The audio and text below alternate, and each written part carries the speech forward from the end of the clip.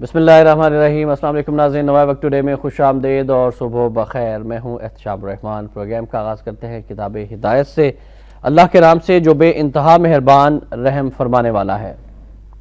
اور جاری کر دیا ہم نے زمین سے چشموں کو، پھر دونوں پانی مل گئے ایک مقصد کے لیے جو پہلے مقرر ہو چکا تھا، اور ہم نے سوار کر دیا نوح کو تختوں اور میخوں والی کشتی پر، وہ بہتی جا رہی تھی ہماری آنکھوں کے سامنے۔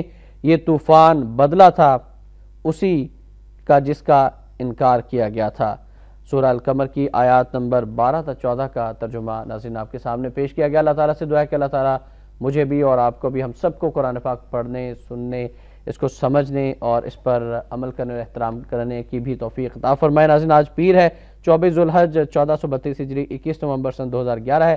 آج کے معزز مہمان کا آپ سے تعارف کرائے دیتے ہیں۔ محترم پروفیسر عطاء الرحمن صاحب آج ہمارے ساتھ اسٹوڈیوز میں تشریف فرمائے۔ عطاء صاحب السلام علیکم اور خوش آمدید۔ وعلیکم السلام۔ کیسے مزاج آپ؟ بہت دعا ہے، آپ خیریت سے ہیں؟ الحمدللہ۔ اور آپ کی اجازت سے ہم پہلی خبر کی جانب بڑھنا چاہیں گے جو کہ آج کی لیڈ سٹوری ہے۔ میاں محمد نواز شریف کا کل فیصل آباد میں ہونے والا جلسہ، اور اسی والے سے پہلی خبر بھی ہے کہ مسئلہ کشمیر پس پشت نہیں ڈالنے دیں گے، زرداری خود مختاری بیچ رہے ہیں، ملک ایسے نہیں چلے گا نواز شریف۔ حکومت پارلیمنٹ کی سنتی ہے نہ عوام کی، ان اسمبلیوں میں نہیں بیٹھ سکتے، ایجنسیوں کا کھیل کھیلنے والوں اور کرپٹ حکمرانوں کو ملک سے بھگانا ہوگا۔ آج جتنی کرپشن ہے پہلے نہیں دیکھی۔ میمو پر زرداری نے 9 دن میں انکوائری نہ کرائی تو سپریم کورٹ جائیں گے۔ عمران اساسے ڈکلیئر کرنے کا ڈرامہ بند کریں۔ مسئلہ کشمیر کو 10 سال پیچھے ڈالنے کی باتیں کرنا کشمیریوں کے خون سے غداری ہے۔ فیصل آباد میں بڑے جلسے سے نواز شریف کا خطاب۔ اور عطاء الرحمن صاحب سے پوچھیں گے کہ 30 اکتوبر کے بعد جواب دیا ہے مسلم لیگ نون نے عمران خان صاحب کے جلسے کا، اور یہ کہا جا رہا تھا کہ اس میں 1.5 سے 2 لاکھ کے قریب افراد شرکت کریں گے اور ثابت ہو جائے گا کہ پنجاب کس کا ہے۔ یہ رانا ثناء اللہ صاحب نے کہا تھا۔ میاں نواز شریف صاحب کہہ رہے ہیں کہ زرداری صاحب خود مختاری بیچ رہے ہیں، ملک ایسے نہیں چلے گا۔ اس جلسے کے حوالے سے اور اس بیان کے حوالے سے آپ فرمائیے گا۔ احتشام، پہلی بات تو یہ ہے کہ جلسوں کی رت چل نکلی ہے، اور آنے والے جو دن ہیں وہ جلسوں اور جلوسوں کے دن ہوں گے۔ کہاں تک بات پہنچتی ہے تو یہ تو دیکھنے والی بات ہوگی۔ ذکر چھڑا قیامت کا، بات پہنچی تیری جوانی تک۔ صحیح۔ تو یہ کس کی جوانی کو لے ڈوبتی ہے، یہ جو رت آئی ہے یہ ہم نے ابھی دیکھنا ہے۔ اور پھر اس میں ایک مقابلہ بھی ہے۔ آپ جانتے ہیں کہ پہلے میاں شہباز شریف نے لاہور میں ایک بڑی ریلی منعقد کی، اس کے جواب میں عمران خان کے جلسے کا پہلے سے ہی ان کا منصوبہ تھا۔ انہوں نے مینار پاکستان میں 30 اکتوبر کو ایک بہت بڑا جلسہ کیا، جس کا شمار بلا شبہ لاہور کے بڑے جلسوں میں کیا جا سکتا ہے۔ اور اب جو فیصل آباد میں میاں نواز شریف نے جلسہ کیا ہے، اسے پنجاب کے ایک بڑے جلسوں میں شمار کیا جا سکتا ہے۔ تو اس طرح انہوں نے بھی ثابت کر دیا ہے۔ عمران خان 15 سال کی محنت سے سیاست کے باب میں داخل ہوئے ہیں، تو ایک بڑے شو کے ساتھ داخل ہوئے تھے اور وہ متاثر کن شو تھا۔ اور اب نواز شریف نے یہ ثابت کر دیا ہے کہ وہ ان کی مقبولیت میں پنجاب کے اندر اور پنجاب کے قلب میں، وسطی پنجاب کے قلب میں جو کہ فیصل آباد ہے، اس میں کوئی کمی نہیں آئی۔ لوگوں کے اندر جوش و جذبہ اسی طرح ان کے بارے میں پایا جاتا ہے جیسا کہ پہلے تھا۔ تو لیکن اصل میں دیکھنا یہ ہے کہ جلسوں اور جلوسوں کا جو موسم شروع ہوا ہے وہ کیا رنگ لائے گا، اور پھر آسمان پر کس طرح کی کہکشاں جو ہے وہ نمودار ہوگی، کون سے بادل چھٹیں گے اور کون سا کی سحر طلوع ہوگی، کون سی روشنی آئے گی۔ اور اس قوم کو روشنی کی بہت ضرورت ہے۔ بالکل، قوم کو روشنی کی بہت ضرورت ہے۔ قوم جو ہے وہ اب ایسا لگتا ہے کہ حکمرانوں نے گزشتہ 3-3.5 سالوں میں اندھیروں میں دھکیل دیا ہے، اور گو زرداری گو مہم کے حوالے سے نواز شریف صاحب کا یہ دوسرا مرحلہ ہے، آغاز ہو چکا ہے۔ یہ مہم آپ کس طرف جاتے دیکھ رہے ہیں؟ پھر جب نواز شریف صاحب کہتے ہیں کہ حکومت پارلیمنٹ کی سنتی ہے نہ عوام کی، اور اسمبلیوں میں نہیں بیٹھ سکتے، لیکن استعفوں کے حوالے سے بھی کوئی فیصلہ واضح طور پر میاں نواز شریف صاحب نے ابھی تک نہیں کیا ہے۔ جی دیکھیں، معلوم یہ ہوتا ہے کہ مسلم لیگ نون کے اندر اس سلسلے میں 2 آراء پائی جاتی ہیں۔ اب تو واضح ہو گیا، رانا ثناء اللہ نے ان کے ترجمان نے قطعی الفاظ میں کہہ دیا کہ ہمارے ہاں اس معاملے میں اختلاف رائے پایا جاتا ہے، ایک طبقہ اسمبلیوں سے استعفیٰ دے کر حکومت کو بالکل مفلوج کر کے رکھ دینے کا حامی ہے، اور دوسرا طبقہ وہ ہے جو سمجھتا ہے کہ لانگ مارچ کیا جائے، اسمبلیوں کو استعفیٰ نہ دیا جائے۔ اور جس طرح عدلیہ کی بحالی کے حوالے سے لانگ مارچ کر کے حکومت کو مجبور کر دیا گیا تھا کہ وہ بالآخر ججوں کو بحال کرے، اسی طرح حکومت کو استعفیٰ دینے پر مجبور کیا جائے۔ تو کون سا راہ اپناتی ہے مسلم لیگ نون، یہ جلد معلوم ہو جائے گا، کیونکہ جو بھی انہوں نے کرنا ہے وہ مارچ 2012 سے پہلے کرنا ہے، جب سینٹ کے انتخابات ہونے والے ہیں، اور اس میں 2-3 مہینے باقی رہ گئے ہیں۔ رائٹ، میمو کے حوالے سے بھی ذکر آیا، اور میمو پر زرداری صاحب 9 دن میں انکوائری اگر نہیں کراتے تو پھر سپریم کورٹ میں جائیں گے۔ میاں نواز شریف صاحب نے یہ کہا اور اعلان کیا ہے کل کے جلسے میں۔ اس حوالے سے کچھ مزید خبریں بھی ہم شامل کرنا چاہیں گے۔ حسین حقانی صاحب بھی پاکستان واپس تشریف لا چکے ہیں، اور زرداری صاحب سے ملاقات کے حوالے سے خبر بھی ہے کہ زرداری سے ملاقات، میمو کے معاملے میں ہر انکوائری کا سامنا کرنے کو تیار ہوں حسین حقانی، بلیک بیری صدر کے حوالے کر دیا ذرائع، بے قصور ہوں، میرے استعفے سے حکومت کے لیے مسائل کم اور پاکستان امریکہ تعلقات بہتر ہو سکتے ہیں تو تیار ہوں۔ حقانی کی صدر کو پھر پیشکش، اپنی پوزیشن واضح کی۔ ایوان صدر میں 2 غیر رسمی ملاقاتیں ہوئی، ذرائع ملاقات نہیں ہوئی، آج امکان ہے، معاملے کی تحقیقات وزیراعظم کی ذمہ داری ہے۔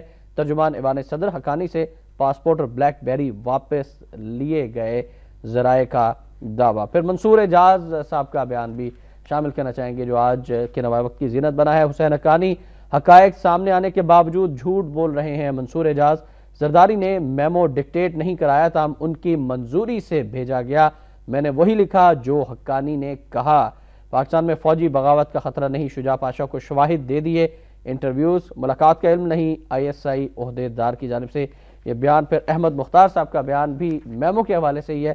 احمد مختار صاحب کہتے ہیں کہ میمو میں حقانی ملوث ہوئے تو بات وزیراعظم تک جائے گی، صدر ملوث نہیں ہے احمد مختار، اور مزید بات کرتے ہیں، رائے لیتے ہیں محترم عطا الرحمان صاحب سے۔ عطا صاحب کس طرح سے دیکھتے ہیں تمام معاملے؟ تو میں احمد مختار صاحب کی بات کر دوں، وزیر دفاع نے بہت بچگانہ بات کی ہے، بات صرف وزیر اعظم تک نہیں جائے گی، اس لیے کہ منصور اعجاز صاحب صدر کا نام لے رہے ہیں، صحیح بات اوپر تو احمد مختار نے ایسا معلوم ہوتا ہے کہ صدر کو بچانے کے لیے وزیر اعظم کو بھونڈے طریقے سے ملوث کرنے کی کوشش کی ہے۔ ان کی بات درست ہے کہ حقانی جو ہیں وہ وزیر اعظم جو چیف ایگزیکٹو ہیں ان کی نمائندگی کرتے ہیں، تو وزیر اعظم تک بات گئی تو پھر احمد مختار بھی نہیں رہیں گے، کیونکہ پارلیمانی جمہوری نظام کے اندر یہ پوری جو کابینہ ہے یہ اس کی ذمہ دار ہوتی ہے حکومت کے فیصلوں کی، خواہ آپ نے اندر اختلاف ہی کیا ہو لیکن آپ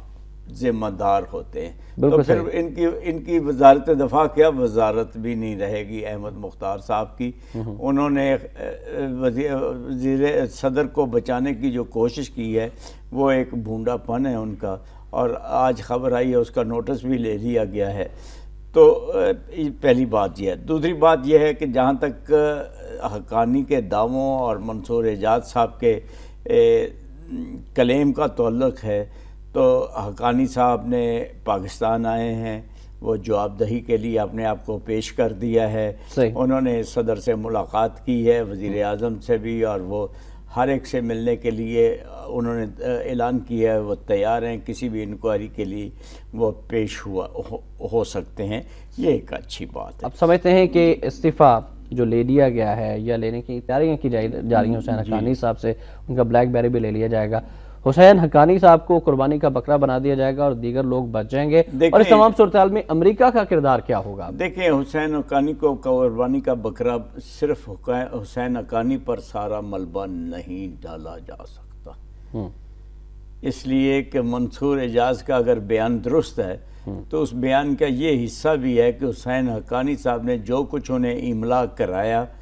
وہ صدر کی منظوری کے ساتھ کرایا، صحیح، اور جو کچھ املا کرایا گیا اس کا اگر آپ نفس مضمون پڑھیں، متن پڑھیں، تو اس میں صدر کا انٹریسٹ بول رہا ہے، حسین حقانی اس کے ایک ترجمان کی حیثیت رکھتے ہیں، اس سے زیادہ ان کا مفاد اس میں منصور اعجاز کے بیان سے تو یہ بات سامنے آتی ہے کہ جیسے صدر مملکت اس تمام ایپیسوڈ کے اس تمام جو پلے ہوا ہے اس کے ماسٹر مائنڈ ہے، اس کے ماسٹر مائنڈ ہے، اس لیے بات تو تیری جوانی تک پہنچے گی. ٹھیک، اس کو ان کا جو جوبن ہے وہ متاثر ہوگا.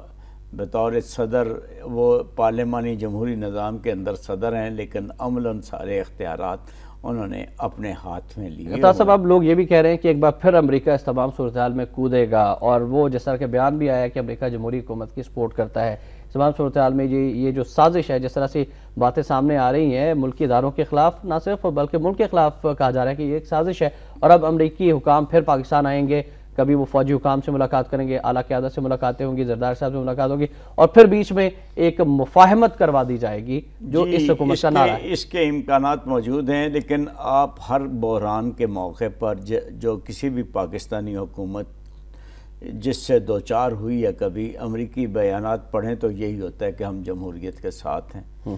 وہ در پردہ کس کے ساتھ ہوتے ہیں وہ چند دنوں میں معلوم ہو جاتا ہے. صحیح. اور یہ تمام صورتحال اسامہ بن لادن والے آپریشن کے بعد سے ڈیولپ ہونا شروع ہوئی ہے. اس وقت پاکستان کی مقتدر قوتیں جو ہیں وہ ان کے اندر ایک کشمکش ہے کہ امریکی مفادات کی کون بہتر حفاظت کر سکتا ہے. ٹھیک. تو اس کشمکش میں امریکہ کس کا ساتھ دیتا ہے، کس دھڑے کا ساتھ دیتا ہے. مقتدر قوتیں، اب میں اس سے زیادہ بیان نہیں کر سکتا کہ وہ کس کس دھڑے میں تقسیم ہے، اور ان میں ایک دھڑا سیویلین ہے. تو سیویلین نے اپنی خدمات امریکہ کے سامنے اس میمو کے ذریعے پیش کی ہیں کہ آپ دوسرے دھڑے کو ذرا نیچا دکھانے میں ہماری مدد کیجئے. صحیح. تو پھر ہم آپ کے لیے پاکستان کے دروازے کھول دیں گے. جس طرح فاتحین کے لیے دروازے کھول دیے جاتے ہیں. دروازے تو پہلے امریکیوں کے لیے کھلے ہوئے تھے، تو پھر اس لیکن اب اس میں کوئی پردہ نہیں رہے گا، اس میں کوئی رکاوٹ نہیں رہے گی. ہم بھی آپ سے کھل کر تعاون کریں گے، یہ پیشکش کی. مستقبل کیا ہے موجودہ حکومت کا؟ عطا صاحب آپ کس طرح سے دیکھ رہے ہیں مستقبل کو؟ دیکھیں، پہلے مستقبل کی بات جب طے کی جاتی ہے جمہوری حکومت کی تو دیکھنا یہ ہوتا ہے کہ عوام میں اس کی کتنی مقبولیت ہے. صحیح. تو عوام میں تو اس کا گراف بہت نیچے آن چکا ہے، اور اس کا سبب یہ ہے کہ یہ اپنے گھر میں ہی اس کی جہاں سے اس کی بیس ہے وہاں بھی لوگوں کو کوئی یہ ریلیف نہیں دے سکتی. صوبہ سندھ کے 8 شہر سیلاب زدہ ہوئے، وہاں پانی کھڑا رہا. صحیح. تعفن پھیلا، بیماریاں پھیلیں، اور فصلیں تباہ ہوئیں، اور لوگوں کے گھر ٹوٹ گئے، لوگ بے گھر ہوئے. اور یہ حکومت جو ہے نہ اندرون ملک وسائل اکٹھا کر کے ان کی امداد کے لیے کچھ کر سکی، نہ بیرون ملک کسی نے ان پر اعتماد کیا. اور خود انہوں نے اپنے حکومتی وسائل کا بھی کوئی قابل قدر حصہ ان کے لیے صرف نہیں کیا. کل نواز شریف صاحب یہ تو دعویٰ کر سکے نا فیصل آباد کے جلسے میں کہ شہباز شریف نے ڈینگی ختم کر دی، اور سری لنکا کے ڈاکٹروں نے بھی کہا کہ کم از کم 25,000 جانوں کو بچایا انہوں نے. لیکن صوبہ سندھ میں کیا ہوا؟ اور پھر گرانی، پھر بے روزگاری، پھر کرپشن، اقربا پروری، اور اس کے ساتھ امریکہ کو یہ پیشکش کہ پاکستان کو اپنی کالونی سمجھو اور یہاں آؤ. تو عوام کے اندر تو اس کی کوئی مقبولیت نہیں. رائٹ. مقبولیت کا اگر ہم جائزہ لیں تو اتحادیوں کے حوالے سے بھی جائزہ لیا جا سکتا ہے. ایک اتحادی جو ہے وہ کالا باغ ڈیم نہیں بننے دیتا، وہ بھارت سے ان کے اوپر الزامات ہیں کہ ان کو ڈکٹیٹ کیا جاتا ہے، پیسے دیے جاتے ہیں. یہ ساری میڈیا کی خبروں کا حصہ بن چکے ہیں. ایک اتحادی کے حوالے سے الزامات ہیں کہ وہ برطانیہ کے وزیر اعظم کو خطوط لکھتے ہیں، امریکیوں کو خطوط لکھتے ہیں کہ ہم یہ کر سکتے ہیں، ہماری اسٹریٹ پاور اتنی ہے. اور پھر ایک جو کہ مفاہمت کی پالیسی کے تحت اس ملک کے حکمران ہیں وہ خط لکھتے ہیں کہ آپ ہمارے اداروں کے خلاف یہ کام کریں اور ہم آپ کو یہ سہولتیں فراہم کریں گے. اس تمام صورتحال میں، تمام تناظر میں آپ سمجھتے ہیں کہ موجودہ حکومت کو بیٹھنے کا، رہنے کا حق ہے، یا پھر ان کو مستعفی ہو جانا چاہیے اور ایک قومی حکومت تشکیل دی جانی چاہیے جو آئندہ انتخابات سے پہلے تک اس سیٹ اپ کو چلائے؟ آپ خیبر کی بات کیجئے، وہاں پر جو اتحادی حکومت کر رہا ہے اس کی اپنے صوبے میں مقبولیت جو ہے وہ تقریباً ختم ہو کر رہ گئی ہے۔ اب کل خیبر کے پی میں انتخابات کرائیے تو آٹے دال کا بھاؤ معلوم ہو جائے گا۔ بالکل صحیح۔ یہی وہ اتحادی ہے جس نے کالا باغ ڈیم کی سب سے زیادہ مخالفت کی ہے، اور یہی وہ اتحادی ہے جو روز اول سے ہندوستان کا دوست سمجھا جاتا ہے۔ ٹھیک، اور وہ اتحادی وہ یہ بتائیے گا کہ حکومت کو رہنے کا حق ہے یا پھر مستعفی ہو جانا چاہیے اور قومی حکومت تشکیل دی جانی چاہیے آئندہ انتخابات سے پہلے؟ یہ وقت ہے احتشام کہ عوام کا مینڈیٹ لیا جائے اور پارلیمانی جمہوری نظام حکومت کے اندر وسط مدتی انتخابات اس نظام کا ایک حصہ ہے۔ رائٹ، بالکل صحیح فرمایا، بس مدتی انتخابات اس نظام کا ہی ایک حصہ ہے۔ رائے ونڈ کے حوالے سے بات کرنا چاہتے ہیں۔ کل رائے ونڈ سے نکل کر میاں نواز شریف فیصل آباد میں گئے، لیکن رائے ونڈ میں زاروں کے تار رو رو کر لوگوں نے دعائیں بھی کی اس ملک کی سلامتی کے لیے۔ رائے ونڈ کا اجتماع کا پہلا مرحلہ ختم ہو گیا۔ اس والے سے خبر ہے کہ یا اللہ ہمارے گناہ معاف فرما، مولانا زبیر الحسن کی رقت آمیز دعا، لوگ دھاڑے مار مار کر روتے رہے۔ رائے ونڈ اجتماع کے آخری روز لاکھوں افراد کی شرکت، درجنوں جوڑوں کے اجتماعی نکاح۔ دوسرا مرحلہ 24 نومبر کو شروع ہوگا۔ یا اللہ امت کو سیدھے راستے پر چلا، سنت رسول صلی اللہ علیہ وآلہ وسلم کی پیروی کرنے والا بنا دے۔ پورے عالم کو اجتماعی توبہ کی ضرورت ہے۔ اختتامی بیان، مزید بات بھی کریں گے، مزید خبریں بھی شامل کریں گے، لیکن پہلے ایک وقت ہوا ایک بریک کا۔ بریک کے بعد آپ کی کال بھی شامل کی جائیں گی، آپ ہمارے ساتھ رہیے گا۔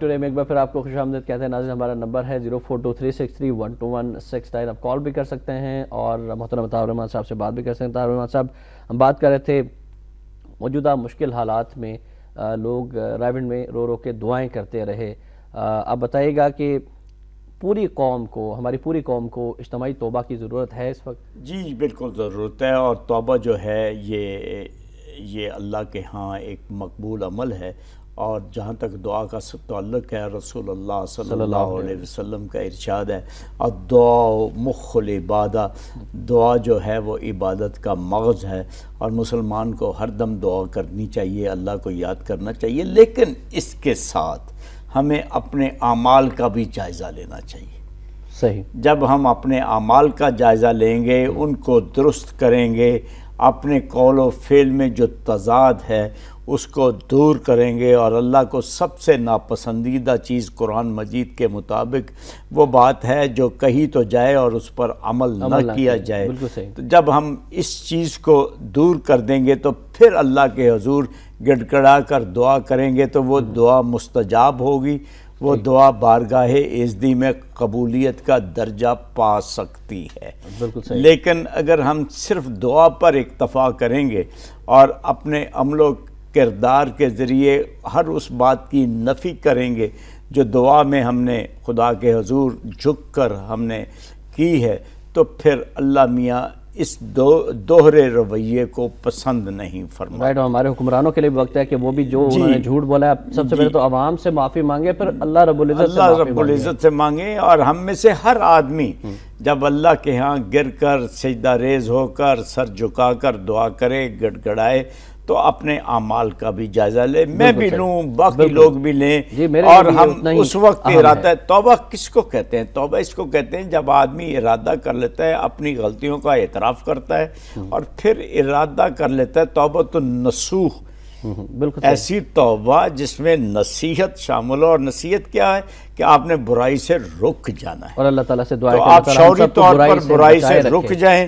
تو پھر تو توبہ ہے، ورنہ یہ زبانی کلامی ایک کاروائی ہے جو ہر مرتبہ کی جاتی ہے اور اثرات نہیں دکھاتی۔ رائٹ، اور عطا صاحب پہلے کالر بھی ہمارے ساتھ فیصل آباد سے ہیں، ثاقب صاحب، السلام علیکم۔ السلام علیکم جی۔ وعلیکم السلام، ثاقب صاحب فرمائیے گا۔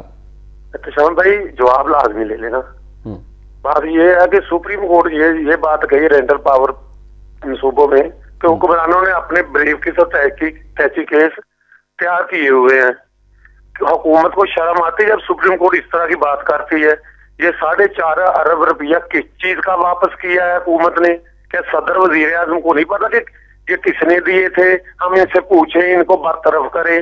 दूसरा NISL केस में मीन फहीम ने सादा सा सवाल, किस चीज के पैसे वापस किए हैं? क्या हुक्मरान देख नहीं रहे कि किस चीज के वहां बेवकूफ है कि पैसे वापस कर दिए?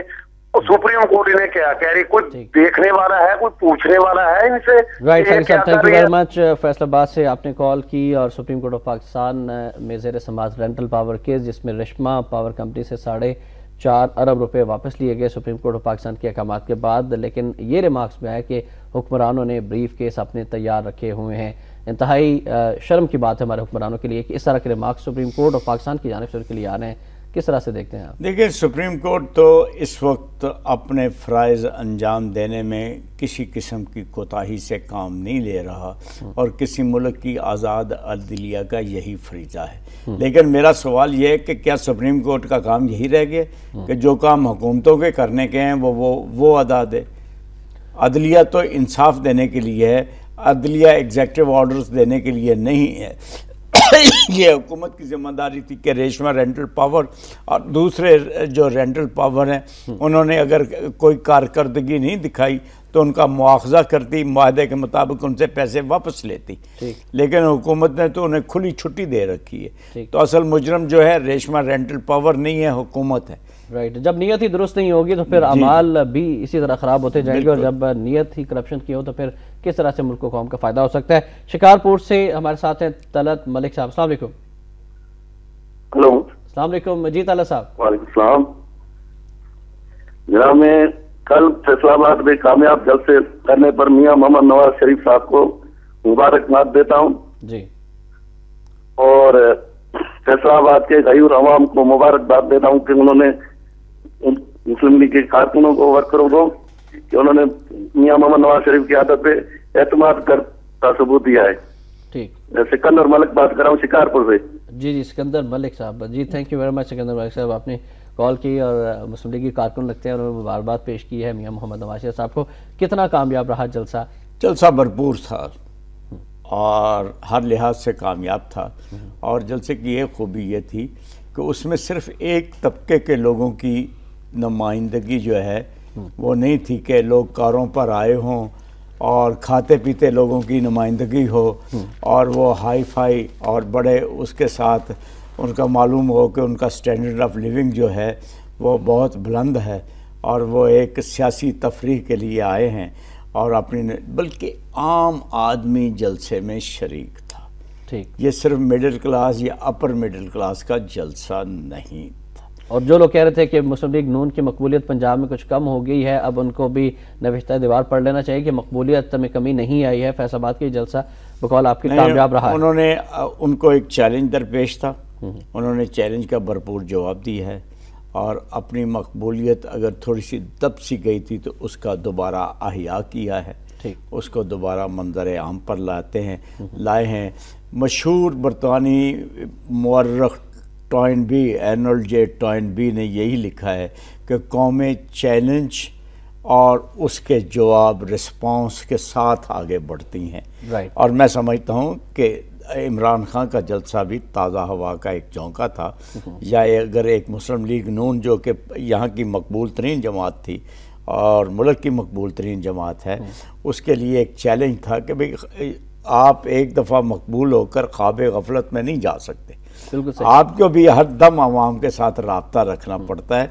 और ये अच्छी बात है कि मुस्लिम लीग नून की क़यादत जाग उठी है और उसने अपनी मकबूलियत का दोबारा एक सबूत लोगों के सामने पेश कर दिया है। तो इस तरह चैलेंज और रिस्पांस के साथ ही कौम आगे बढ़ती है। ताज़ा पानी आता है, गदला पानी दूर होता है, शफाफ पानी मिलता है, तो ये एक सेहतमंद एक्टिविटी है। राइट, और नाज़रीन हम मशकूर हैं उन तमाम कॉलर्स के जिन्होंने अभी कॉल की है। वक्त की कमी है वरना मज़ीद कॉलर्स भी शामिल करते हैं। और अब बढ़ते हैं आज के नवा वक्त कॉलम की जानिब।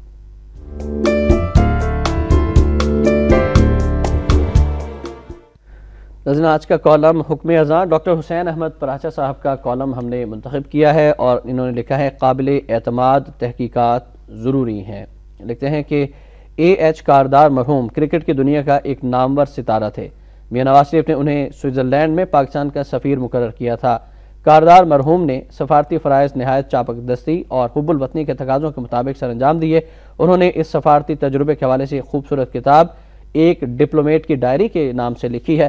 کاردار نے سفارتکاری کا لب لباب یہ پیش کیا کہ اچھے سفیر کا کام یہ ہے کہ وہ عوامی سطح پر لب کشائی یا تجزیہ نگاری نہ کرے بلکہ سنے اور رپورٹ کرے، نیز حکومت اسے جو پیغام دے اسے منوان متعلقہ شعبے تک پہنچا دے۔ اگر سفارتکاری کا یہ اصول پیش نظر رکھا جائے تو پھر منصور اعجاز کی یہ بات ماننا پڑے گی کہ باس کے خیالات کو ایک اہم سفارتی شخصیت نے ان تک پہنچایا جسے انہوں نے قلم بند کیا، اور امریکی ایڈمرل مائک مولن تک یہ یادداشت اس درخواست کے ساتھ پہنچائی کہ اسے صدر اوباما کی خدمت میں پیش کر دیں۔ اور ڈاکٹر حسین احمد پراج صاحب کی کالم کے حوالے سے ہم گفتگو کرنا چاہیں گے، محترم طاہر الرحمان صاحب سے رائے لینا چاہیں گے کہ قابل اعتماد تحقیقات ضروری ہیں، اور واقعہ وہی ہے حسین حقانی صاحب اور مائک مولن اور پھر میمو کا۔ دیکھیں اس طرح کی سازشوں کا ذکر بہت آتا ہے، یہ منظر عام پر بھی آتی ہیں، لیکن اسے کبھی منطقی نتائج تک نہیں پہنچایا جاتا، ٹھیک، اور قوم کے سامنے اصل حقائق نہیں آتے۔ ہم سانحۂ مشرقی پاکستان کو بھول تو نہیں گئے، لیکن سانحۂ مشرقی پاکستان کی جو تحقیقات تھیں حمود الرحمان کمیشن، اس کو سامنے آنے میں کوئی 35 برس لگ گئے، اور وہ بھی اس وقت جب کہ ہندوستان کے ایک میگزین نے کہیں سے وہ چرا کر چھاپی تو پھر ہمیں بھی چھاپنا پڑی، لیکن اس پر اس کی سفارشات کیا تھیں وہ کبھی منظر عام پر نہیں آئیں اور ان پر عمل تو ہوا ہی نہیں۔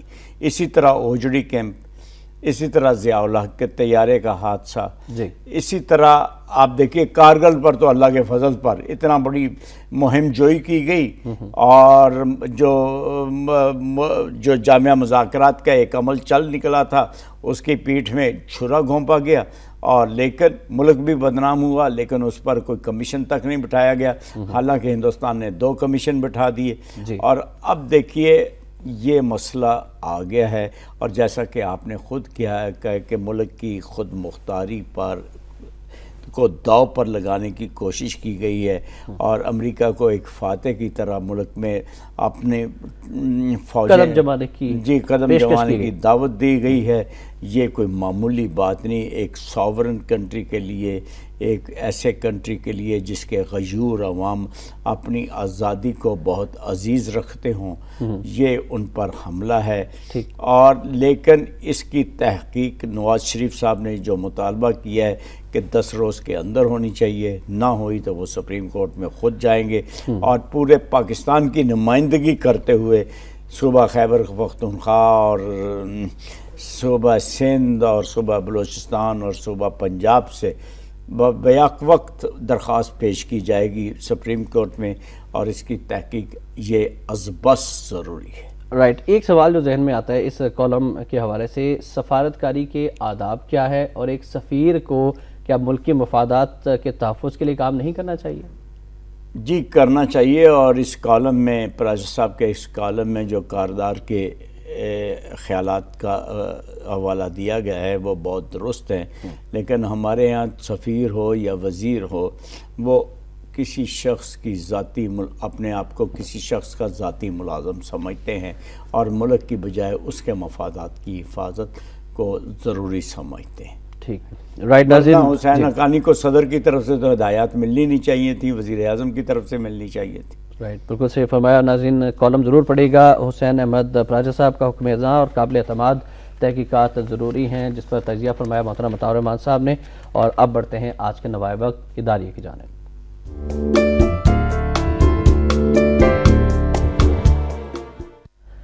ناظرین آج کا نوائے وقت اداریہ ہے کہ امریکی پینٹاگون کی پاکستان کے خلاف دوسرے آپشنز استعمال کرنے کی دھمکی، کیا امریکی مفادات کی جنگ سے باہر نکلنا ہی ہمارا مفاد نہیں؟